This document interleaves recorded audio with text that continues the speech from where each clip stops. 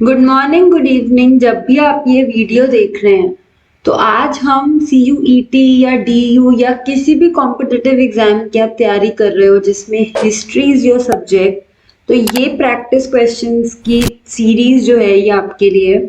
आज हम 12th part पे पहुंचे हैं। इससे पहले के 11 पार्ट्स में ऑलरेडी डिस्कस कर चुकी हूँ। अगर आपने अभी तक वो नहीं देखे हैं तो CUET हिस्ट्री करके एक प्लेलिस्ट है चैनल पे, आप उससे पूरे के पूरे कंटेंट को चेक कर सकते हो। So hello and welcome to success learning. I hope आप सब बहुत अच्छे होंगे। अगर आप चैनल से फर्स्ट टाइम जुड़ रहे हैं तो चैनल को सब्सक्राइब कीजिएगा और बेल आइकन को क्लिक करना मत भूलिएगा। वीडियो अच्छी लगे, कुछ इंफॉर्मेटिव सीखने को मिले तो वीडियो को डेफिनेटली लाइक कीजिएगा। अगर आपने अभी तक इसकी PDF डाउनलोड नहीं की है तो वो आप टेलीग्राम चैनल से डाउनलोड कर सकते हैं। तो शुरू करते हैं हमारी इस क्यूएट की सीरीज को, हिस्ट्री की। फर्स्ट क्वेश्चन है, Harappan civilization belongs to which of the following periods?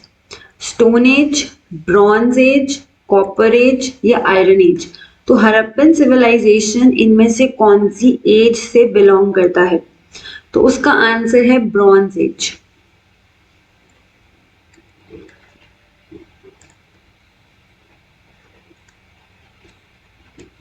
आगे बढ़ते हैं। Which Mahajanapada was believed to be the most important Mahajanapada? Mahajanapada तो वैसे ही इंपॉर्टेंट है, बट इनमें से भी एक ऐसा है जो मोस्ट इंपॉर्टेंट माना जाता है। कोसला, मगध, वात्सा या फिर अवंती? तो इसका आंसर मगध है। एंड मगध क्यों है? एक मिनट। मगध इसका आंसर क्यों है, उसके बहुत सारे रीजन के रिलेटेड रीजंस हैं। सबसे पहला तो गंगा रिवर जो है वो फ्लो करती है मगध से। तो जब रिवर फ्लो करती है तो उससे वाटर एक बहुत इम्पोर्टेंटली हेल्प करता था उस वक्त एग्रीकल्चर में, और दूसरा सॉइल को फर्टाइल भी कर देता है, तो जिससे प्रोडक्टिविटी भी इंक्रीज हो गई। दूसरा वहां पे फॉरेस्ट है, तो फॉरेस्ट में मिलते हैं एलिफेंट्स, और एलिफेंट्स हेल्प करते थे फॉर आर्मी। तो प्रोटेक्शन पर्पज से उनकी आर्मी बहुत स्ट्रांग थी, रीजन बीइंग कि एलिफेंट्स वहां पे अवेलेबल थे। तो ये तो दो पॉइंट्स हुए। तीसरा है इंपॉर्टेंट रूलर्स। वहां के रूलर्स बहुत इंपॉर्टेंट थे, जैसे कि बिंबिसार, अजातशत्रु। तो वहां पे पावरफुल रूलर्स और उनके जो मिनिस्टर्स या काउंसिल होती थी वो भी बहुत स्ट्रांगली उनको गाइड करती थी इन अ प्रॉपर वे। तो उन इंपॉर्टेंट रूलर्स ने भी उनको हेल्प किया उस जगह को और ज्यादा ग्रो करने में। एक और चीज जो मगध की है, हर महाजनपदा की अपनी एक कैपिटल होती थी।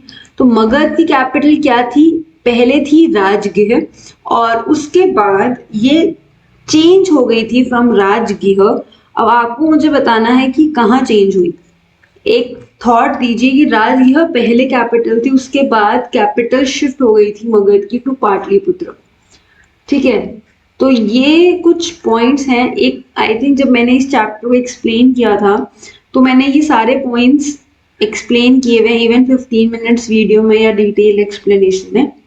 बट एक इम्पॉर्टेंट क्वेश्चन है कि महाजनपदा में मोस्ट इंपॉर्टेंट कौन सा है? तो आंसर इज मगध।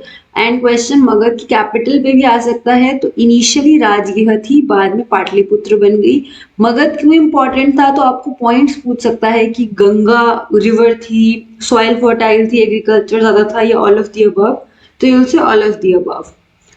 आगे बढ़ते हैं question 3। Which of the following varnas were responsible for protecting people? लोगों की प्रोटेक्शन के लिए और न्याय हो, जस्टिस हो हर जगह पे एंशिएंट इंडिया में।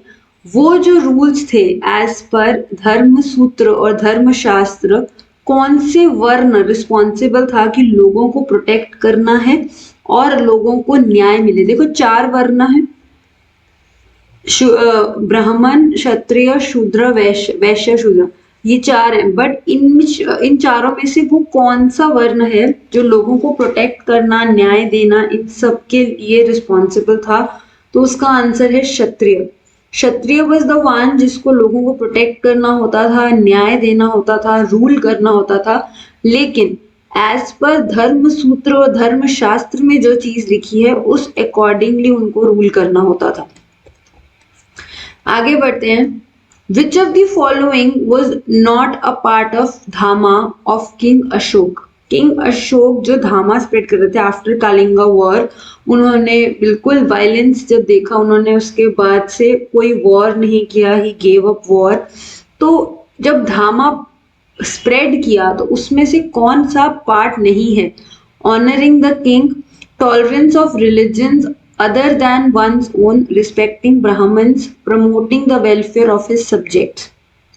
तो जो पार्ट धामा का नहीं है वो है ऑनरिंग द किंग, क्योंकि Ashoka use to consider him as a father figure. तो ये चीज बहुत पहले थी, एज अ किंग उनको ऑनर करा ही जाता था। तो ये धामा का पार्ट नहीं था। धामा का पार्ट ये था कि आपको अपने हर धर्म को टॉलरेट करना है, ब्राह्मण्स की रिस्पेक्ट करनी है, इवन अपने स्लेव्स को इक्वली ट्रीट करना है, ढंग से ट्रीट करना है, वेलफेयर अपने सब्जेक्ट्स का वेलफेयर प्रमोट करना है। तो ये सब बातें थी, लेकिन honouring the king was not the part of धामा। इवन एनिमल सैक्रिफाइस को भी प्रोहिबिट किया गया था। ये सब पार्ट किसका है? धामा का। But honouring the king is not the part of धामा। आगे बढ़ते हैं। Which of the ancient poet wrote अभिज्ञानशाकुंतलम? तो वेद व्यास जी, शूद्रका, आर्यभट्ट या कालिदास? तो इसको कालिदास ने लिखा था। एंड अगर हम वेद व्यास जी की बात करें तो he is the author of Mahabharata. और आर्यभट्ट तो आपको पता ही है कि he was a famous mathematician and also an astronomer। आगे बढ़ते हैं। The center of all books in Mughal India were handwritten manuscripts, जो कि production was the किताब खाना, scriptorium, both 1 and 2 या neither 1 and 2। तो जहाँ पे मुगल्स अपने मैन्युस्क्रिप्ट्स वगैरह प्रोड्यूस करते थे, किताब खाना एंड स्क्रिप्टोरियम, ये दोनों ही टर्म्स उसके लिए हैं, इसीलिए both 1 and 2 is the answer. Scriptorium basically manuscript जहाँ पे रखी जाती थी उसको ही स्क्रिप्टोरियम कहा जाता था। तो बेसिकली किताब खाना ही है, तो उसको स्क्रिप्टोरियम भी, स्क्रिप्ट रखने वाली जगह को स्क्रिप्टोरियम कहा जाता है। तो इसीलिए बोथ 1 and 2 आर करेक्ट। आगे बढ़ते हैं। पोथी साहेब आदि ग्रंथ वाज कंपोज्ड बाय गुरु अमरदास जी, गुरु हर राय जी, गुरु गोविंद जी, गुरु अर्जन देव जी। तो इनमें से किसने कंपोज किया था? तो उसका आंसर है गुरु अर्जन देव जी। आगे बढ़ते हैं। Which of the following statement is not correct regarding 1857 revolt? Awadh was one of the last territories to be annexed. In 1854 जो गवर्नर जनरल थे डलहौजी, उन्होंने डिसाइड किया कि बहादुर शाह जफर लास्ट मुगल किंग होंगे और उनकी डेथ के बाद जो उनके आगे के डिसेंडेंट्स आएंगे, उनके सन्स और उनके ग्रैंड सन्स होंगे, उनको राजा नहीं रिकॉग्नाइज किया जाएगा। डॉक्ट्रिन ऑफ लैप्स सबसे मेन रीजन था, one of the main reason था कि रिवोल्ट हुआ। रिवोल्ट ऑफ 1857 इवेंचुअली ब्रोक हुआ क्योंकि ग्रीस कार्ट्रेज वाला इंसिडेंट था। तो अवध जो कि 1801 में अनेक्स किया गया था थ्रू सब्सिडरी अलायंस, वो one of the last territories थी। ये बात बिल्कुल सही है। डॉक्ट्रिन ऑफ लैप्स भी एक one of the main reason था कि रिवोल्ट ऑफ 1857 इम्पोज हुआ, one of the main reason, ये भी सही है। इसके जो मेन रीजंस थे ना ऑफ रिवोल्ट ऑफ 1857, मैंने एक अलग से वीडियो बनाई हुई थी जिसमें 6-7 पॉइंट्स हैं, economic, political, religious, cultural, social, कि क्या क्या रीजंस थे doctrine of lapse revolt of 1857 के अकर होने के। तो वो अगर आप वीडियो चाहो तो आप एक बार देख सकते हो। रिवोल्ट ऑफ 1857 ग्रीस कार्ट्रेज जो कि रिलीजियस सेंटिमेंट से इन्वॉल्व था, बिकॉज माना जा रहा था कि इसमें पिग एंड काउ का फैट था। तो मुस्लिम्स एंड हिंदूज दोनों के ही रिलीजियस सेंटिमेंट्स को हर्ट किया जा रहा था एंड वो साथ आए थे and this is the reason कि 1857 का रिवोल्ट हुआ। जो नहीं है करेक्ट वो है ये चीज एंड इसीलिए ये आपका आंसर है। 1856 वाज नॉट द टाइम जब गवर्नर जनरल डलहौजी ने डिसाइड किया था। ये तो 1857 के रिवोल्ट के बाद जब एज अ फादर फिगर एक जब मेरठ से सिपाही आए उन्होंने बहादुर शाह जफर को बोला कि यू शुड रिप्रेजेंट। तो जब 1857 के रिवोल्ट को सप्रेस कर दिया गया उसके बाद ब्रिटिशर्स ने ये चीज डिक्लेयर की थी कि अब बहादुर शाह जफर के बाद कोई भी जो किंग होगा उसको किंग नहीं, उनको प्रिंस और प्रिंसेस कहा जाएगा बट वो किंग नहीं बनेगा।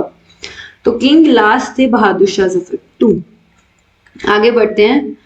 The new language Urdu sprang, Urdu कहाँ से आई थी? तुर्किश जब हिंदवी के साथ मिली, अरेबिक जब पर्शियन के साथ मिली, तुर्किश जब पर्शियन के साथ मिली, या पर्शियन जब हिंदवी के साथ मिली। तो जब पर्शियन हिंदवी के साथ मिली तब उर्दू उभर के आई। और जानने वाली बात यह है कि ये चीज मुगल्स के टाइम पे हुई, लेकिन अगर हम मुगल्स की मदर टंग की बात करें तो मुगल्स की मदर टंग पर्शियन नहीं है, मुगल्स की मदर टंग तुर्किश है। ये भी एक क्वेश्चन पूछा जा सकता है। बाबर नामा भी तुर्किश में लिखी गई थी। तो ये चीज कुछ है बेसिक क्वेश्चंस आपसे पूछे जा सकते हैं कि मुगल्स की मदर टंग क्या थी या बाबर के टाइम पे तुर्किश चलती थी। बट अकबर के टाइम पे पर्शियन को ऑफिशियल किया गया था, तो सारे एडमिनिस्ट्रेटिव जो काम थे वो पर्शियन होने लगे थे, इसीलिए जो अकबर नामा है वो भी पर्शियन में लिखा गया था, तुर्किश में नहीं लिखा गया था। ठीक है, क्योंकि पर्शियन को अकबर ने बहुत प्रमोट किया था। क्वेश्चन 10 है which of the following Sufi saint verse of teaching writing in Punjabi और उनकी कोटेड इन आदि ग्रंथ। तो ऐसे कौन से सूफी सेंट हैं जो कि वर्स पंजाबी राइटिंग में वेल वर्स थे और उनकी जो राइटिंग्स हैं वो आदि ग्रंथ साहिब में भी इनकॉर्पोरेट की गई हैं? ख्वाजा मोइनुद्दीन चिश्ती, बाबा फरीद, निजामुद्दीन औलिया या फिर शेख बहादुर ज़रिया। तो इसका आंसर बहुत ही इजी और बहुत पता होना चाहिए क्योंकि ये एमसीक्यू में आ सकता है, वो है बाबा फरीद। इनकी टीचिंग्स जो हैं वो लिखी गई हैं एंड जो 5th प्रिसेप्टर थे उनका नाम था Guru Arjan Dev ji. He was the one जिन्होंने हाइम्स को पिछले 4 जो सूफी जो 4 गुरुज थे उनकी जो टीचिंग्स थे उनको कंपाइल किया था एंड कंपाइल करके उन हाइम्स को आदि ग्रंथ साहिब बनाई गई थी एंड उन हाइम्स को गुरबानी कहा जाता है। ठीक है, ये कुछ बातें हैं जो आप याद रख सकते हैं। हु वाज, अब आपसे पूछा जा सकता है कि किसने कंपाइल की थी आदि ग्रंथ साहिब। आई थिंक मैंने इसी वीडियो में क्वेश्चन भी था, तो गुरु अर्जन देव जी थे and he was the 5th Guru. Who was the leader of revolt of 1857 इन कानपुर? तांत्या तोपे, कुंवर जगदीश सिंह, नाना साहिब या वाजिद अली शाह? तो इसका आंसर है नाना साहिब। और नाना साहिब का जो ओरिजिनल नेम था पता है वो क्या था? वो था दोंदू पंत। एंड ये उनके रियल सन नहीं थे, ये एडॉप्टेड सन थे। तो इस कारण से भी ये एक लीडर थे जो उभर के आए थे इन revolt of 1857, but he was the adopted son of Bajirao. Peshwa Bajirao के एडॉप्टेड सन थे ये।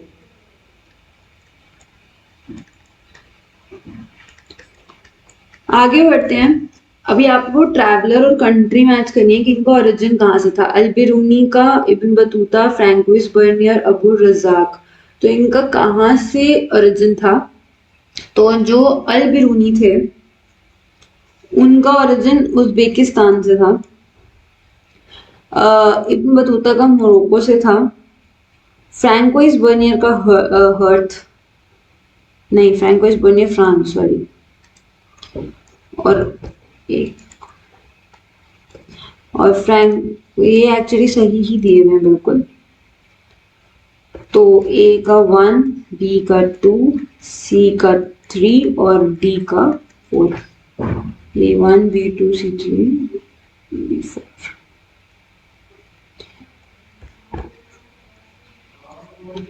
बेस्ड ऑन माल एडमिनिस्ट्रेशन की ठीक से एडमिनिस्टर नहीं कर पा रहे डलहौजी ने, जो जनरल थे उस वक्त, उन्होंने अनेक्स किया था किस ब्रिटिश एम्पायर में, किस स्टेट को? सतारा, झांसी, अवध या कानपुर? तो वो था अवध, जिसको ये कहा गया था कि ये ठीक से मैनेज नहीं कर पा रहे हैं। कौन मैनेज नहीं कर पा रहे हैं? वहां के जो नवाब थे वाजिद अली शाह, वो ठीक से मैनेज नहीं कर पा रहे, और उनको ब्रिटिशर्स ने मिसअंडरस्टूड किया था ये सोच के कि he was not the popular among people, जबकि बहुत गलत था। वो बहुत ही फेमस थे, एंड ये ही शायद रीजन था कि अवध काफी लॉन्ग टाइम तक रिवोल्ट ऑफ 1857 में पार्टिसिपेट कर रहा था। आगे बढ़ते हैं। इब्न बतूता, जो कि मोहम्मद बिन तुगलक के कोर्ट में 1333 में आए थे, ये कौन सी कंट्री से आए थे? India, Iraq, China, Morocco? तो ये तो मोरक्को है। आगे, एंड जो इब्न बतूता थे उन्होंने एक बुक लिखी थी, उस बुक का नाम था रिहाला, एंड ये अरेबिक में लिखी गई बुक थी। ये भी एमसीक्यू आ सकता है। Which day was declared as direct action day? तो मुस्लिम लीग, स्पेशली मोहम्मद अली जिन्ना ने इसको डायरेक्ट एक्शन डे डिक्लेयर किया था, जिसमें काफी ब्लड शेड हुआ था। तो वो कौन सी डेट को था? 3 सितंबर 1946, 16 अगस्त, 16 मई, 4 दिसंबर? तो इसका आंसर है 16 अगस्त को direct action day was declared.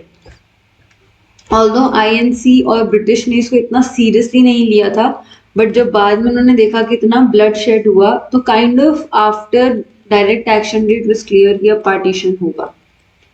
तो ये कुछ थ्योरेटिकल बात थी। Who was the chairman of drafting committee? पिछली वीडियो में मैंने पूरा आपको सॉरी टेबल दिया था, जिसमें मैंने आपको सबके नेम से सरदार वल्लभ भाई पटेल, जवाहरलाल नेहरू, बी आर अम्बेडकर, राजेंद्र प्रसाद, एक पूरी लिस्ट थी ऑफ पीपल, एंड वो किस स्पेसिफिक कमेटी के चेयरमैन थे वो पूरा लिखा हुआ था। तो अगर आपने वो पिछली बार देख के याद नहीं किया तो एक बार कर लेना, नहीं तो अगर अभी तक वही वीडियो नहीं देखी है तो एक बार चेक कर लीजिएगा, क्योंकि वो थोड़ा सा हेल्पफुल रहेगा टेबल फॉर्म में। तो ड्राफ्टिंग कमेटी के चेयरमैन कौन थे? Mahatma Gandhi, B R Ambedkar, doctor Rajendra Prasad या सुभाष चंद्र बोस? तो इसका आंसर है doctor B R Ambedkar. Lottery committee set up की गई थी टाउन प्लानिंग के लिए, पुलिस रिफॉर्म के लिए, एजुकेशन रिफॉर्म के लिए या ट्रेड एक्सपेंशन के लिए? तो लॉटरी कमेटी बंगाल में सेटअप की गई थी, एंड टाउन प्लानिंग के पर्पस थे, और इसको लॉटरी कमेटी इसीलिए कहा जाता था क्योंकि जो पब्लिक फंड होता था लॉटरी के थ्रू जो इकट्ठा होता था उसको वेलफेयर में लगाया जाता था। Which among the following movement Gandhi ji ने नहीं लीड किया था? Swadeshi movement, civil disobedience movement, quit India movement, in none of these? तो ये तो गांधी जी ने किए हैं। स्वदेशी मूवमेंट जो थी ये गांधी जी ने नहीं किया था। इसमें बाल गंगाधर तिलक, लाला लाजपत राय, जो लाल बाल पाल कहे जाते हैं, या बिपिन चंद्र पाल, ये मेन पार्ट इन्होंने लीड किया था इसको, स्वदेशी मूवमेंट को। एंड स्वदेशी मूवमेंट 1905 में की गई थी। एंड ऊपर एक एजुकेशन रिफॉर्म की भी बात की गई थी, तो उससे रिलेटेड भी मैं एक फैक्ट बता देती हूँ। नेशनल, शायद ये आ सकता है, नेशनल काउंसिल ऑफ एजुकेशन जो थी ये 1906 में स्टैब्लिश की गई थी। ठीक है, तो ये भी एक फैक्ट है, आपको आ सकता है। ड्यूरिंग कौन सी मूवमेंट महात्मा गांधी ने रिनाउंस किया था जो भी टाइटल्स ब्रिटिश ने उनको दिए थे? Rowlatt act, non cooperation movement, partition of Bengal या home rule movement? Home rule movement Gandhi ji ने लीड ही नहीं की थी, ये एनी बेसेंट ने किया था। तो इसमें I think so, I am not sure ये एनी बेसेंट थी, बट एनी बेसेंट ने ही किया था। फिर भी आप एक बार इसको चेक कर लीजिएगा। बाकी Rowlatt act, non cooperation movement, partition of Bengal भी नहीं था। तो इन्होंने नॉन कॉपरेशन मूवमेंट के टाइम पे गांधी जी ने अपने जो टाइटल्स थे उनको रिनाउंस कर दिया था। अगर हम हिस्ट्री की बात करें तो दामिनोपोव, ये टर्म किससे रिलेटेड है? भिल रिवोल्ट, संथाल रिबेलियन, मोरफिल रिबेलियन या फिर कॉन्ड अपराइजिंग? तो ये संथाल रिबेलियन से रिलेटेड है। संथाल रिबेलियन जो था ये 2 बार हुआ था। जो फर्स्ट टाइम संथाल रिबेल हुआ था वो हुआ था 1854 में and under the leadership of Bir Singh. ये भी एमसीक्यू क्वेश्चन आया हुआ है, एक्सपेक्टेड में है, तो आप ये बीर सिंह भी याद रखिएगा। एंड सेकेंड टाइम जब रिबेल हुआ था तो वो हुआ था 1855 से 1856 में एंड काफी ब्रूटली रिप्रेस किया गया था बाय ब्रिटिशर्स संथाल के लोगों को, क्योंकि उनको फोर्स किया जा रहा था कि आप सेटल करो। पहले तो वो एक जगह से दूसरी जगह ट्रैवल करते थे बट उनका सेटल करवाया गया एंड उनको बाद में रियलाइज हुआ कि they were being treated wrongly by Britishers. तो उन्होंने इस टाइम पे ये 2 टाइम यहाँ पे उन्होंने रिबेल किया था। तो ये थे कुछ 20 क्वेश्चन और कुछ इंपॉर्टेंट इंफॉर्मेशन उनसे रिलेटेड जो कि एक्सपेक्टेड क्वेश्चन की फॉर्म में आ सकती है। इसमें से आपके कितने सही हुए मुझे झटपट से कमेंट बॉक्स में बताइएगा। इससे पहले की वीडियोस अगर नहीं देखी हैं तो CUET हिस्ट्री की प्लेलिस्ट पे जाके आप देख सकते हो, क्योंकि हर वीडियो में हम ना ही सिर्फ क्वेश्चंस बट उसके आसपास की एक्सपेक्टेड इंफॉर्मेशन भी डिस्कस करते हैं। अगर आपको कोई भी डाउट हो आप कमेंट बॉक्स में मुझसे पूछ सकते हो। वीडियो अच्छी लगी, कुछ इन्फॉर्मेटिव सीखने को मिला तो वीडियो को डेफिनेटली लाइक कीजिएगा। चैनल से फर्स्ट टाइम जुड़ रहे हैं या फिर अभी तक सब्सक्राइब नहीं किया है तो जल्दी से सब्सक्राइब करके बेल आइकन को क्लिक कर लीजिएगा। इसकी PDF अगर चाहिए खुद से प्रैक्टिस करने के लिए तो वो मैं टेलीग्राम चैनल पर डाल दूंगी, आप वहां से इसको चेक कर सकते हो। तो मिलती हूँ मैं अगली वीडियो में, तब तक के लिए keep learning and keep growing. Good morning, good evening, जब भी आप ये वीडियो देख रहे हैं तो आज हम NDA CUET या DU या किसी भी कॉम्पिटिटिव एग्जाम की आप तैयारी कर रहे हो तो उसमें अगर आपका सब्जेक्ट हिस्ट्री है तो आज हम हिस्ट्री के कुछ प्रैक्टिस क्वेश्चंस करने वाले हैं। जैसे कि आप देख सकते हो ये 13th वीडियो है। इससे पहले भी हम 12 वीडियोस ऑलरेडी डिस्कस कर चुके हैं जिसमें हमने काफी सारे क्वेश्चंस को डिस्कस किया है। अगर आपने अभी तक वो नहीं देखे हैं तो CUET हिस्ट्री करके एक प्लेलिस्ट है जिस पे आप जाके वो पूरी वीडियोस देख सकते हो। So hello and welcome to success learning. I hope आप सब बहुत अच्छे होंगे। अगर आप चैनल से फर्स्ट टाइम जुड़ रहे हैं या चैनल को अभी तक सब्सक्राइब नहीं किया है तो जल्दी से सब्सक्राइब करके बेल आइकन को क्लिक कर लीजिएगा। वीडियो अच्छी लगे, कुछ इन्फॉर्मेटिव सीखने को मिले तो वीडियो को डेफिनेटली लाइक कीजिएगा। और अगर PDF को डाउनलोड करना हो तो आप टेलीग्राम चैनल से डाउनलोड कर सकते हैं। तो बढ़ते हैं फर्स्ट क्वेश्चन की तरफ। Which one of the following ancient town is well known for plot field? जो प्लॉ की हुई फील्ड होती है उसके लिए कौन सा टाउन वेल नोन है? हड़प्पा के टाउन्स की बात की जा रही है, मतलब हड़प्पा सिविलाइजेशन के। उसमें से ऑप्शन दिया जा रहा है लोथल, कालीबंगन, बनावली या धोलावीरा। तो इसमें आपका ऑप्शन है कालीबंगन, जो कि वहां से हमें ट्रेसेस ऑफ प्लो फील्ड मिलते हैं। एंड ये एक टेबल है जिसका आप स्क्रीनशॉट लेना चाहो तो स्क्रीनशॉट ले सकते हो या बाद में डाउनलोड करना हो तो बाद में कर लेना, जिसमें कौन सी जगह पे क्या आर्कियोलॉजिकल फाइंडिंग्स हुई, जैसे कालीबंगन में प्लॉट फील्ड या फायर ऑल्टर मिला है। लेकिन अगर आपको यही प्लॉट फील्ड धोलावीरा में अगर हम देखें तो यहाँ पे नहीं मेंशन। यहाँ पे आपको वाटर रिजर्वॉयर या फिर water harnessing and drainage system ये मिला। बनावली में प्लॉट टॉय मिला है, प्लॉट फील्ड नहीं मिली है। तो ऐसे करके अलग अलग जगहों पे एक कालीबंगन और एक Lothal, these two are the options जहां पे आपको फायर अल्टर देखने को मिलता है। ठीक है, तो ये आप एक बार देख लीजिएगा। आई होप ये टेबल आपको हेल्पफुल रहेगा। आगे बढ़ते हैं। The towns were planned in a grid pattern. Grid pattern होता है ना, ड्यूरिंग द हड़प्पन सिविलाइजेशन। तो ये ग्रिड पैटर्न कौन से में? Rectangular grid pattern, semi circular, circular या पेंटागोनल? तो ये ग्रिड पैटर्न रेक्टेंगुलर था। एंड अगर हम टाउन्स प्लानिंग की बात करें तो इसमें मोहनजोदारो का सबसे पहला नाम आता है, क्योंकि मोहनजोदारो में 2 पार्ट्स में डिवाइडेड थे। एक था सिटाडेल जो कि छोटा था बट हाइट में अबव था, और दूसरा था लोअर टाउन जो कि साइज में बड़ा था, बिगर, बट हाइट में लोअर था। ठीक है। विच among the following is considered the most important? अगर हम धर्म सूत्र या धर्म शास्त्र की बात करें तो सबसे इंपॉर्टेंट इसको माना जाता है महाभारत को, रामायण को, भगवत गीता को या मनुस्मृति को।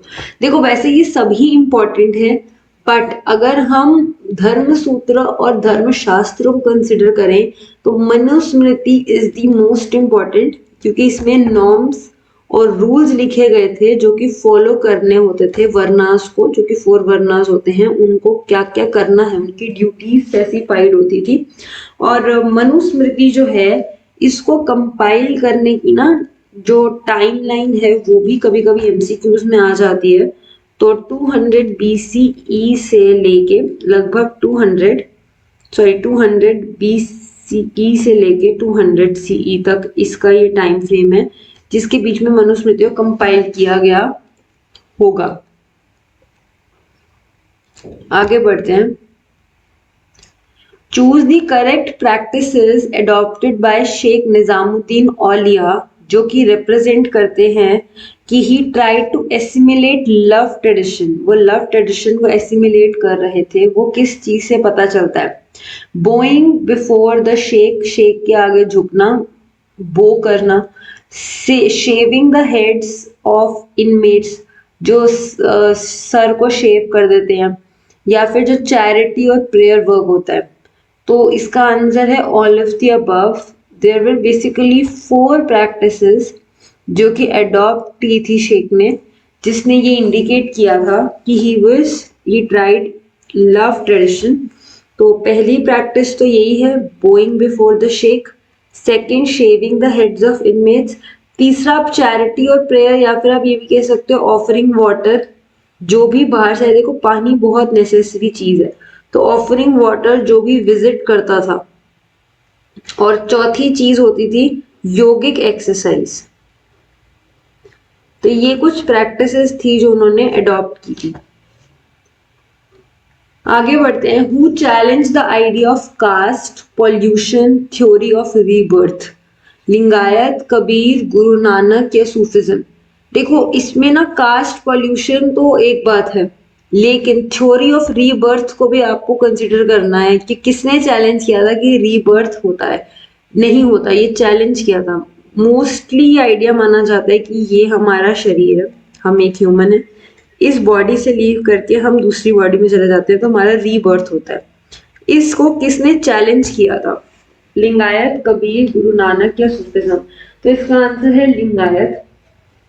इन्होंने चैलेंज किया था कि ये जो कास्ट सिस्टम हो गया, पॉल्यूशन और थ्योरी ऑफ रीबर्थ को इन्होंने चैलेंज किया था। ये लोग वीर शैवा जो ट्रेडिशन होता है वो कर्नाटक में, और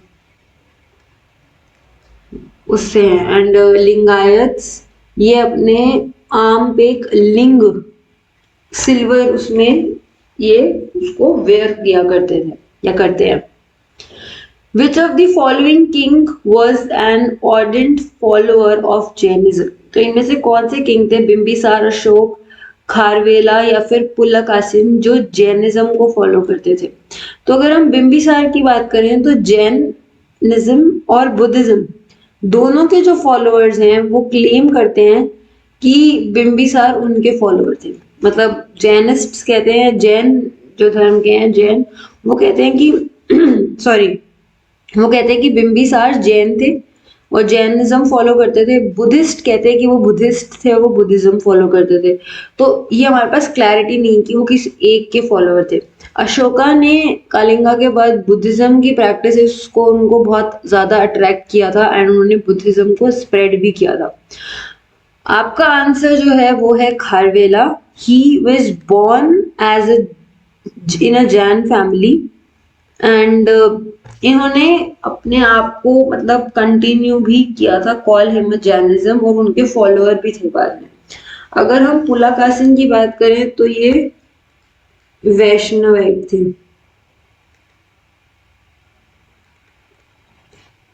जो कि विष्णु या उनके अवतार्स जो होते हैं उनको प्रे करते हैं।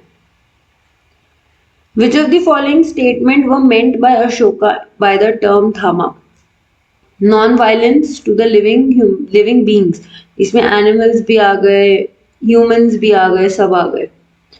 और taking care of mother and father, moderation of both spending और save भी करना है, spend भी करना है, या all of the above।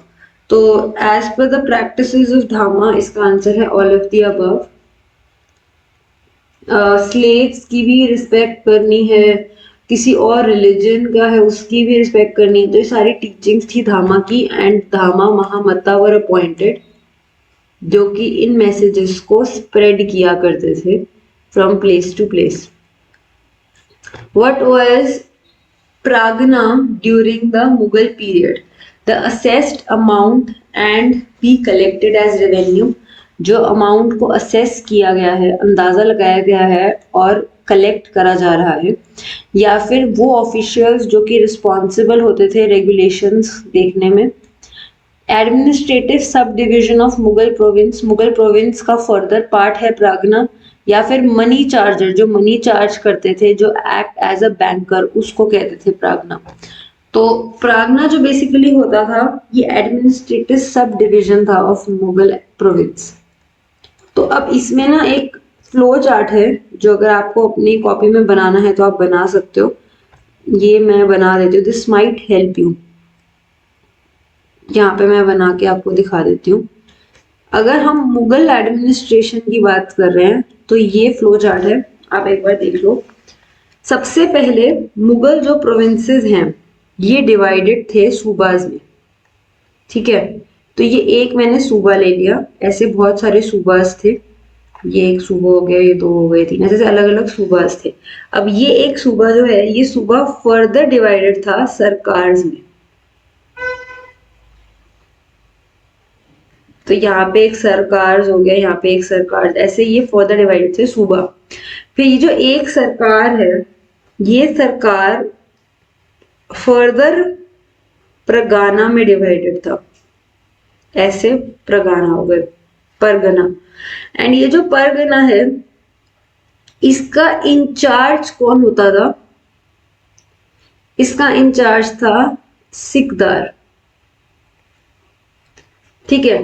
तो ये मुगल एडमिनिस्ट्रेशन का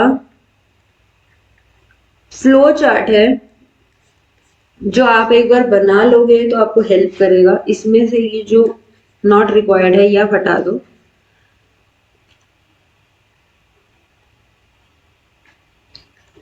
ये सूबा है, ये सरकार, ये प्रागना, और ऐसे करके ये फर्दर बाइफर्केशंस थी तो मुगल एडमिनिस्ट्रेशन में। और इसको कौन मैनेज कर रहा है? सिकदार, ठीक है।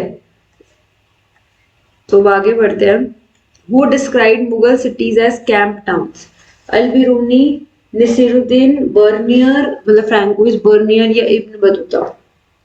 तो इसका आंसर है फ्रैंकोइस बर्नियर, जो कि मुगल टाइम में आए थे, दारा शिकोह के फिजिशियन थे। इन्होंने इसको कैंप टाउन बोला था। आगे बढ़ते हैं।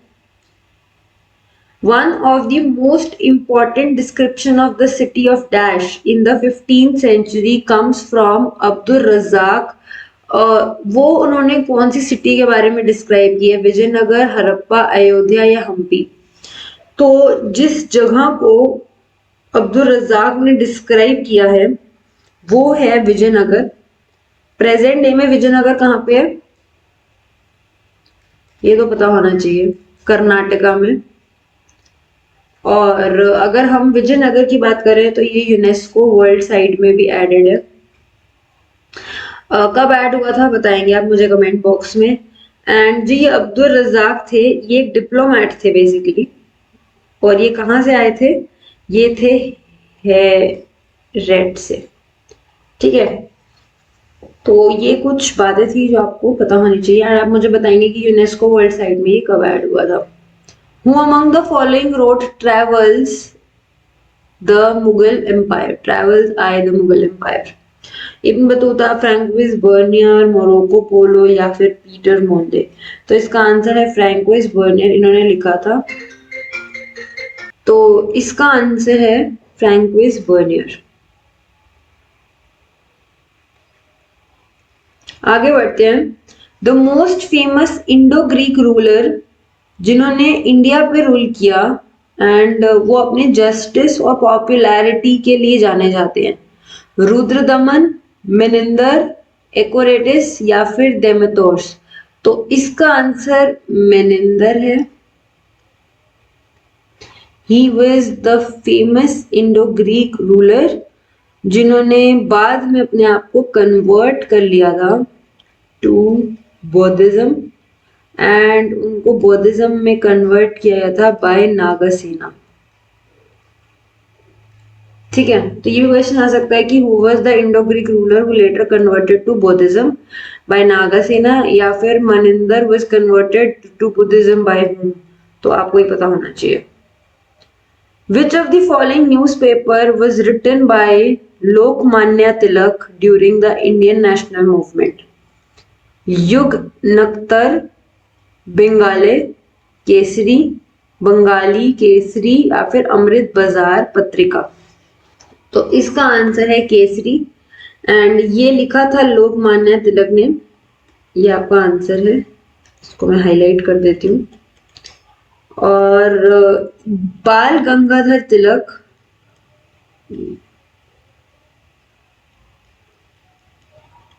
ने बेसिकली 2 न्यूज़पेपर लॉन्च किए थे, जिसमें से एक तो था केसरी एंड ये जो केसरी था ये कौन सी भाषा में था आपको पता है? केसरी मराठी में था। और एक और न्यूज़पेपर था, ये तो फर्स्ट था, सेकंड वाज मराठा, ये इंग्लिश में था। ठीक है, देयर वर 2 न्यूज़पेपर्स जो कि बाल गंगाधर तिलक ने लॉन्च किए थे। तो आपसे पूछा जा सकता है, the zamindars held extensive personal lands, उन पर्सनल लैंड्स को क्या कहा जाता था? मिल्कियत, जंगली, श्रॉफ या जमा? जमा तो टोटल होता था, ये नहीं है आपका आंसर, मिल्कियत है। मिल्कियत को बेसिकली प्रॉपर्टी कहा जाता है अगर हम लिटरल टर्म में देखें तो। ये उनका पर्सनल लैंड होता था, प्रॉपर्टी होती थी जमींदार्स की। नेक्स्ट है, dash organised by Mahatma Gandhi led to the first all India struggle against British government?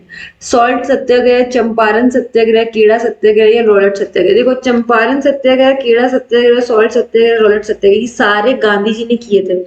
तो अगर क्वेश्चन आ जाए कि कौन सी मूवमेंट गांधी जी ने की तो सारी की है, लेकिन क्वेश्चन के फर्दर पार्ट वो कह रहे हैं कि ऑल इंडिया मूवमेंट स्ट्रगल। तो ऑल इंडिया स्ट्रगल एक तो सॉल्ट सत्याग्रह थी, एक रॉलेट थी। चंपारण तो एक छोटे एरिया तक थी, केड़ा भी एक छोटे एरिया तक थी, ये मिल वर्कर्स के लिए थी, तो ये दोनों तो है नहीं आंसर। अब हम सॉल्ट सत्याग्रह और रॉलेट सत्याग्रह की बात करें तो उसमें से पूछ रहा है कि फर्स्ट कौन सी हुई थी, तो वो हुई थी रॉलेट सत्याग्रह, इसीलिए Rowlatt Satyagraha would be the answer. ठीक है, कभी कभी एलिमिनेशन का दिमाग भी लगाना होता है, डायरेक्ट हम आंसर पे ना पहुंच पाए तो। What was the role played by जमींदार? मुगल इंडिया में वो क्या रोल प्ले करते थे? जमींदार belong to lower caste which added to their exalted status in society. Zamindars had the right to collect revenue on behalf of British. They helped in settlements of farmers by lending them money and agricultural instruments. उधार देते थे farmers को। जमींदार strict control रखते थे finances पे, जो state के फाइनेंस होते थे। तो अगर हम रोल ऑफ जमींदार की बात करें एज पर द क्वेश्चन, तो उस क्वेश्चन का आंसर में आपका इसमें आंसर है कि दे हेल्प्ड इन सेटलमेंट, एक minute sorry, they helped in the settlement of farmers bye lending them money and agricultural instrument. तो इसमें आपका आंसर हो जाएगा थर्ड। एंड एक बार हम इन बाकी के पॉइंट्स को भी डिस्कस कर लेते हैं। हाईलाइट कर दूं मैं आंसर को पहले। जो जमींदार हैं ये लोअर कास्ट से बिलोंग करते थे, ये गलत है, जमींदार हायर कास्ट से बिलोंग करते थे। और जमींदार revenue on behalf of British, Mughal period की बात हो रही है, मुगल इंडिया में ब्रिटिश के लिए क्यों वो रेवेन्यू इकट्ठा करेंगे, तो ये भी गलत है। जमींदार स्ट्रिक्ट कंट्रोल फाइनेंसेस पर रखेंगे स्टेट के, स्टेट ऊपर है फिर नीचे जमींदार है। तो जमींदार स्टेट से ऊपर नहीं आया है अभी भी, स्टेट पावरफुल है अभी भी हर हाल में। जमींदार अपने एरिया में पावरफुल हो सकता है, बट जमींदार इतना पावरफुल नहीं है कि वो स्टेट को कंट्रोल कर सके। आगे बढ़ते हैं। Which of the following led to the origin of Poona pact? Poona pact का ओरिजिन किस चीज से हुआ था? Morley Minto reform, August offer, communal award या साइमन कमीशन? तो पूना पैक्ट जो था बेसिकली कम्युनल अवार्ड के ओरिजिन, इसके थ्रू फिर पूना पैक्ट का ओरिजिन हुआ था। एंड इसको साइन किसने किया था ये आपको पता होना चाहिए। It was signed by doctor B R Ambedkar. And कब इसको साइन किया गया था? This was signed in 1932। आगे बढ़ते हैं। Who was the writer of Saare Jahan Se Accha Hindustan Hamara? Bankim Chandra Chatterjee, sorry, Rabindranath Tagore, Subhash Chandra Bose या मोहम्मद इकबाल? तो इसका आंसर है मोहम्मद इकबाल। एक वीकली जर्नल ये आती थी, उसमें यहाँ पे ये चीज आई थी, सारे जहां से अच्छा हिंदुस्तान हमारा, एंड उनके राइटर थे Mohammad Iqbal. Which of the following was a work not done by the Jyotidars during 18th century of British administrator? Exercise direct control over a considerable section of poor, की पुअर विलेज के कुछ हिस्से में वो direct control करते थे। Revenue की जो डिमांड होती थी ओवर विलेज उसको डिस्ट्रीब्यूट करते थे। रिवोल्ट किया था उन्होंने जमींदार के अगेंस्ट काफी बार। लोकल ट्रेड जो एक जगह का होता था उसको और मनी उधार देने को किसानों को, उस चीज को भी वो कंट्रोल किया करते थे। तो इसमें से कौन सा काम था जो वो नहीं किया करते थे? तो जोतेदार जो ये distribution of revenue demand over villages होती थी ना, ये काम जोतेदार का नहीं होता था। तो ये आंसर है क्योंकि नॉट की बात हो रही है। बट अगर हम फर्स्ट पॉइंट को देखें कि वो डायरेक्ट कंट्रोल रखते थे तो ये सही है, क्योंकि जो जमींदार होते थे ना ये लोग जनरली सिटी में रहा करते थे, तो इनका इतना डायरेक्ट कंट्रोल नहीं होता था, जबकि जो जोतेदार होते थे ये विलेज में रहते थे, इसलिए इनका डायरेक्ट कंट्रोल होता था। तो ये आंसर इसलिए सही है, बट एज पर ये क्वेश्चन नहीं होगा। और रिवोल्ट जमींदार से अगेंस्ट ये बहुत बार करते थे, कोशिश करते थे कि ये टाइम से अपना ना दे पाए और इनकी जो जमींदारी है वो जब्त हो जाए, ताकि उसकी फिर ऑक्शन की जाए, जैसे कि हमने चैप्टर में भी देखा था। कंट्रोल करते थे लोकल ट्रेड को, जी हाँ, क्योंकि ये विलेज में ही रहते थे तो ये काफी पावरफुल थे, और बेचारे किसान इतने पावरफुल नहीं होते थे तो उनको ही उधार दिया करते थे। तो उस तरीके से ये हर चीज को, अपनी पावर को मैनेज किया करते थे।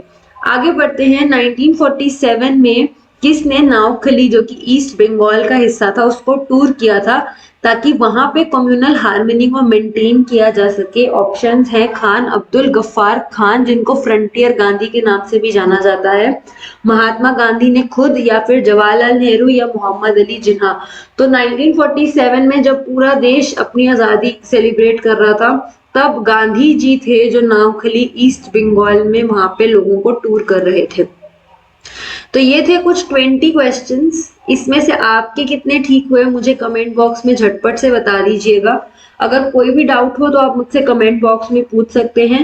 कोई सजेशन हो तो वो भी आप मुझे कमेंट बॉक्स में दे सकते हैं। अगर इसकी पीडीएफ डाउनलोड करनी है तो टेलीग्राम इज द प्लेस जहां से आप इसको डाउनलोड कर सकते हैं।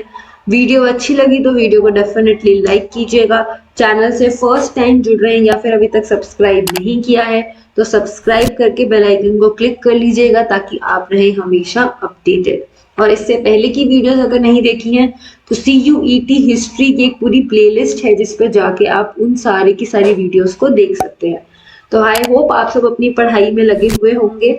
Keep learning and keep growing. मिलती हूँ मैं अगली वीडियो में। Bye bye. Good morning, good evening, जब भी आप ये वीडियो देख रहे हैं। तो आज हम CUET या DU या किसी भी कॉम्पिटिटिव एग्जाम की अगर आप तैयारी कर रहे हो जिसमें हिस्ट्री आपका सब्जेक्ट है, तो आज ये प्रैक्टिस क्वेश्चंस की हम एक अलग सीरीज कर रहे हैं जिसमें 14th पार्ट है ये। इससे पहले 13 पार्ट्स मैं ऑलरेडी डिस्कस कर चुकी हूँ। तो अगर वो आपको चेक करने हैं कि कोई भी पार्ट आपका मिस हो गया है तो आप CUET हिस्ट्री करके एक प्लेलिस्ट है चैनल पे, जिसपे आप जाके इस पूरे के पूरे कंटेंट को आप चेक कर सकते हो।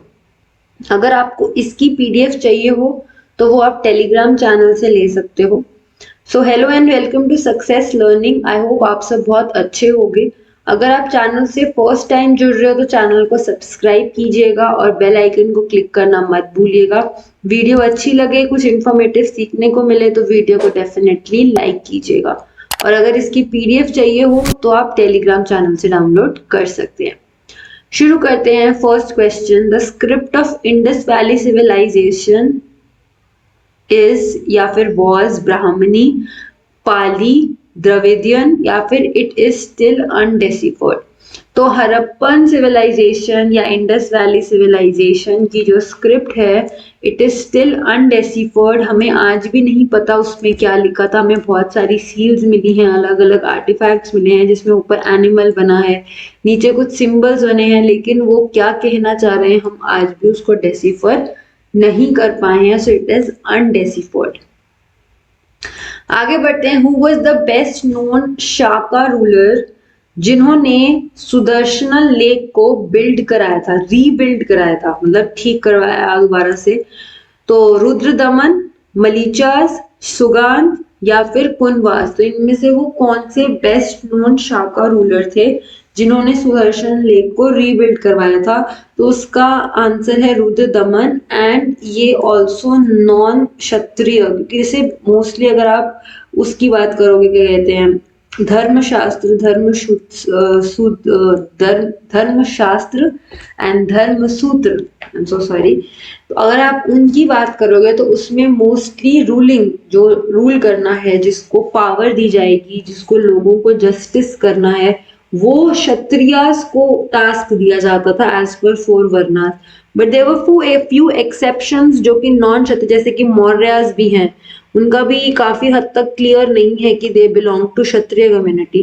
तो ऐसे ही Shakas also were from non Kshatriya community and they were the rulers. तो उसमें से मोस्ट बेस्ट नोन रूलर जो थे, पता नहीं आज इतना टंग ट्विस्टर क्यों हो रहा है, उनका आंसर था रुद्रदमन। आगे बढ़ते हैं। Question 3, the famous epic Mahabharata was written by. तो महाभारत जो एक फेमस एपिक है वो किसने लिखी थी? भावभूति, पतंजलि, वेदव्यास या वाल्मीकि।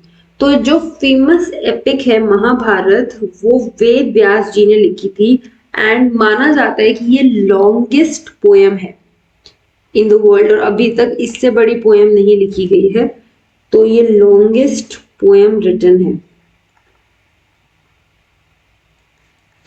आगे, Menander, who converted to Buddhism by the holy man Nagasena, belongs to Greco-Bactrian king, Indo-Greek ruler, Western Kashyapa's dynasty या none of these।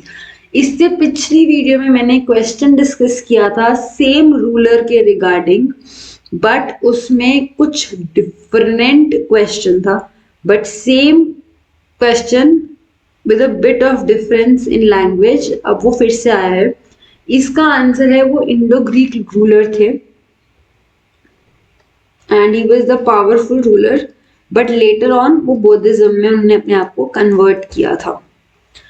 आगे बढ़ते हैं। क्वेश्चन 5 कह रहा है डिवोशनल म्यूजिक जो कि गॉड तक पहुंचने का एक बहुत इंपॉर्टेंट जरिया माना जाता है, ये बात कौन से धर्म में टीचिंग होती है? Jainism, Sufism, Buddhism, Hinduism. तो म्यूजिक को एक डिवोशन की तरह मानना कि वो भगवान तक पहुंचा सकता है, ये सूफिज्म में इस टीचिंग को माना जाता है। आगे बढ़ते हैं। Which of the following foreigner traveller जिन्होंने अपनी राइटिंग्स को किंग ऑफ फ्रांस लुइस को डेडिकेट किया था? Ibn Battuta, Abul Fazl, Francois Bernier या अल बिरूनी। क्या हो गया आज? Francois Bernier. एंड जो फ्रैंकोइस बर्नियर थे ये कौन थे फॉरेन ट्रैवलर जिन्होंने अपनी राइटिंग को डेडिकेट किया था? तो he was associated to Mughal court. ये फिजिशियन थे ऑफ प्रिंस दारा शिकोह। तो इन्होंने ट्रैवल किया था और इन्होंने जो अपनी इनकी राइटिंग्स थी इसमें उन्होंने वेस्ट को अपर दिखाया था। कि बहुत ज़्यादा हम डेवलप्ड हैं अपनी जगह को, और जो हमारा इंडिया वाला हिस्सा था ईस्ट था उनके कंपैरिजन में उसको डिग्रेड दिखाया था। और ये पूरा इन्होंने ट्रैवल किया, इंडिया में रहे, इंडिया के यहाँ पे कोर्ट में, बट इन्होंने अपनी राइटिंग्स को वहां के अपने किंग को डेडिकेट किया था बाद में। Tamil literature the glorious epic Manimekalai किससे रिलेटेड है? जैनिज्म, बुद्धिज्म, हिंदुइज्म या क्रिश्चियनिटी? तो ये बौद्धिज्म से रिलेटेड है, और ये सतनाज ऑफ मदुरई उन्होंने लिखी थी, and later on she was वो नन बनी थी बौद्धिज्म में, तो उन्होंने फिर ये लिटरेचर को लिखा था। तो बाय लिख देती हूँ मैं, सतनाज ऑफ मदुरई। आगे बढ़ते हैं। Who supervise the court writers? जो कोर्ट में लिखा करते थे, ये मुगल एम्पायर की बात की जा रही है। उनको कौन सुपरवाइज करता था? ऑप्शन है मीर बख्शी, अबुल हामिद लाहौरी, मिर्जा राजा या बाबर। तो हु यूज्ड टू सुपरवाइज? तो बाबर तो ऑब्वियसली गलत है, इसका आंसर है Mir Bakshi, and Mir Bakshi was also known as the paymaster general. तो ये आपका आंसर है, और ये सुपरवाइज भी करते थे कोर्ट राइटर्स को। अगर इन टर्म्स की बात करें तो एक दीवाने आला भी होता है, he was known as the finance minister. और ऐसे करके अलग अलग टर्म्स दी जाती थी। एक काजी भी हुआ करते थे। Subject matter of Ain Akbari जो है वो क्या चीज है? डिस्क्राइब कर रहा है अकबर के पूर्वज जो एंसेस्टर्स थे, जैसे कि हुमायूं हो गया, बाबर हो गया, या फिर एनेक्डोट्स ऑफ अकबर के रीन के बारे में बता रहे हैं। अकबर के एडमिनिस्ट्रेटर जो उनका पूरा एम्पायर है उसे किस तरीके से चलाने से, पिछली पिछली वीडियो में मैंने एक पूरा फ्लो चार्ट बताया था आपको, सूबा से लेके प्रोविंस तक, कि मुगल एडमिनिस्ट्रेशन के किस तरीके से सब किया जा रहा था। तो या तो वो बता रहा है या फिर ऑल ऑफ द अबव। तो एन अकबरी जो है ये हमें हर उस चीज के बारे में बता रहा है, डिस्क्राइब कर रहा है अकबर के एडमिनिस्ट्रेशन को। अगर अकबर नामा कह देते ना तो फिर ऑल ऑफ द अबव आ जाता, क्योंकि इसके 3 वॉल्यूम हैं और उसमें तो ये सब कुछ आ रहा है। लेकिन अगर हम एन अकबरी की बात करें तो वो अकबर के एडमिनिस्ट्रेशन का जो हिस्सा है वो उसके बारे में हमें बताता है। आगे बढ़ते हैं। Which of the following taxes was excessively imposed on the non-Muslims by Firoz Shah Tughlaq? जजिया, खम, खरज, जाब। तो इसमें से जजिया वो नॉन मुस्लिम टैक्स था जो कि हिंदू हो, सिख हो, उन सबको देना पड़ता था to Firoz Shah Tughlaq, and Firoz Shah Tughlaq first थे जिन्होंने इसको इम्पोज किया था। बाद में आगे भी काफी मुस्लिम रूलर्स ने इसको कंटिन्यू किया था। Which one among the following books, जो कि जिसकी ऑथर लेडी थी, एक फीमेल ने मुगल रॉयल हाउस की कोई बुक लिखी हो? अकबरनामा, बाबरनामा, हुमायूंनामा, बादशाहनामा। तो अकबरनामा, बाबरनामा, बादशाहनामा ये सब मेल राइटर्स ने लिखी हैं, लेकिन एक हुमायूंनामा ऐसी बुक है जिसको गुलबदन बेगम जो हुमायूं की सिस्टर थी और अकबर की आंट थी, उनके कहने पे, अकबर के कहने पे गुलबदन बेगम ने इस बुक को लिखा था, हुमायूंनामा को। तो वो उनकी सिस्टर थी, तो she was one of the few ladies जिन्होंने एक बुक लिखी थी, ऑथर जो कि मुगल रॉयल हाउस से रिलेटेड थी। Who prompted Al Biruni's interest in India? Al Biruni का इंटरेस्ट कैसे प्रॉम्प्ट हुआ? गौरी, बाबर, गजनी या चंगेज खान?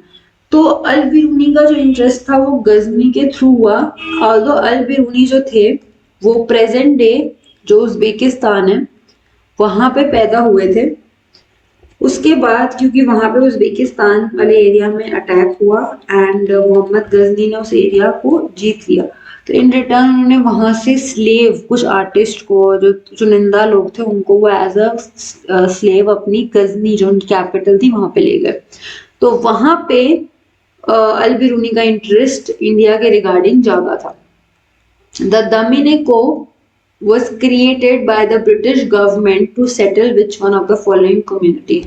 तो डोमिनिक को बेसिकली संथल, मुंदल्स, ओरानोस या सोरोस, तो ये संथल कम्युनिटी थी, इनको सेटल कराने के लिए इसको क्रिएट किया गया था और इसके अगेंस्ट इन्होंने रिबेलियन भी हुआ था। दो थे उसके, 1854 और एक 1855 से 56। तो दो बार इन्होंने रिबेल किया था और दो ऑब्वियसली ये हार गए थे, बट इनको बहुत ज्यादा ब्रूटली सप्रेस किया जा रहा था और इनके साथ अन्याय किया जा रहा था, इनके साथ गलत किया जा रहा था। बट ये टर्म जो दामिनी को है ये संथल से रिलेटेड है। रिवोल्ट ऑफ 1857, अगर हम नेक्स्ट क्वेश्चन की तरफ चलें, रिवोल्ट ऑफ 1857 ने काफी सारे फोर्सेस विटनेस किए पूरी कंट्री में जो कि ब्रिटिश रूल के अगेंस्ट थे।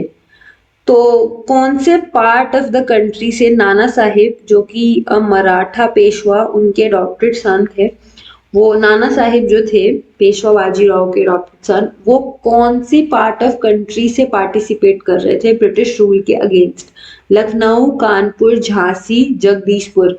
तो झांसी से रानी लक्ष्मीबाई थी एंड तो जो नाना साहिब थे वो कानपुर से जो ये ब्रिटिश के अगेंस्ट रिवोल्ट था उसमें पार्टिसिपेट कर रहे थे। कौन सी मूवमेंट थी जिसमें गांधी जी ने डांडी मार्च किया? Khilafat movement, non cooperation, civil disobedience, quit India movement. तो सिविल डिसोबीडियंस मूवमेंट थी जिसको सॉल्ट मार्च मूवमेंट से उन्होंने शुरू किया था। इसको इंटरनेशनल मीडिया ने भी कवर किया था, तो ऑल ओवर द वर्ल्ड इसको रिकॉग्नाइज किया गया। 1930 वाज द टाइम, मार्च के टाइम में जब इस मूवमेंट को शुरू किया गया था। एंड सॉल्ट क्यों चुना था? क्योंकि सॉल्ट एक ऐसी चीज है जो रिच से रिच और पुअर से पुअर के घर में नमक तो हमारे देश में जरूरी है, तो ये बहुत ही ज्यादा लोग अगेंस्ट थे इस नमक के कानून के जिसको गांधी जी ने तोड़ा था। अहमदाबाद सत्याग्रह जो हुआ था वो किसके अगेंस्ट गांधी जी ने डायरेक्ट किया था? इंडियन गवर्नमेंट ऑफिशियल्स, गुजरात मिल के owners, non government officials of Maharaja, British non government officials. तो जो ये अहमदाबाद सत्याग्रह था ये गुजरात मिल ओनर्स के अगेंस्ट किया था और जो वहां के वर्कर्स थे उनको डायरेक्ट किया था गांधी जी ने। Dash was started by Lord Cornwallis in Bengal, Bihar, Orissa. Permanent settlement, Ryotwari, Izaradari, Mahalwari, इसमें से कौन सा सिस्टम था जो लॉर्ड कॉर्नवालिस ने बिहार, बंगाल, ओडिशा में इंट्रोड्यूस किया था? तो उसका आंसर है परमानेंट सेटलमेंट और 1793 में इसको इंट्रोड्यूस किया गया था। विनोदिनी दासी was the pioneering figure. कौन से थिएटर आर्टिस्ट थी ये? Hindi theatre, Bengali theatre, Marathi theatre या नन ऑफ द अबव? तो इसका आंसर है बंगाली थिएटर। आगे बढ़ते हैं। Which of the following ruler was removed from the power by British, ये कह के कि ये इस एरिया को ढंग से गवर्न नहीं कर पा रहे? अवध, झांसी, नागपुर, सतारा। तो ऐसा रूलर जो कि ब्रिटिश ने रिमूव कर दिया था उसका आंसर है अवध। एंड उस टाइम पे लॉर्ड डलहौजी वहां पे थे। एंड इसको किस तरीके से अवध को अनेक्स किया गया था? वो था थ्रू डॉक्ट्रिन ऑफ लैप्स। और अवध में कौन थे जिनको माना गया था कि वो फेमस नहीं है, वो गवर्न ठीक से नहीं कर रहे? उसका आंसर है नवाब वाजिद अली शाह। ऑल्दो उनको लगा था ब्रिटिशर्स को ये कि इतने पॉपुलर लीडर नहीं होंगे, बट उन्होंने गलत समझा था। लोग काफी ज्यादा सपोर्ट करते थे नवाब को। विच अदर मूवमेंट को कंबाइन किया गया था नॉन कॉपरेशन मूवमेंट के साथ 1920 में? तो किस मूवमेंट को ऐड किया गया था? स्वदेशी मूवमेंट, खिलाफत मूवमेंट, होम रूल मूवमेंट या अगस्त क्रांति? तो स्वदेशी मूवमेंट तो 1905 में हुई थी, तो वो अभी तो 1920 से रिलेटेड ही नहीं है। खिलाफत मूवमेंट थी जिसको मूवमेंट को इनकॉपरेट किया गया था नॉन कॉपरेशन मूवमेंट के साथ। एंड मोहम्मद अली और शौकत अली ये दो थे जिन्होंने इसको लॉन्च किया था।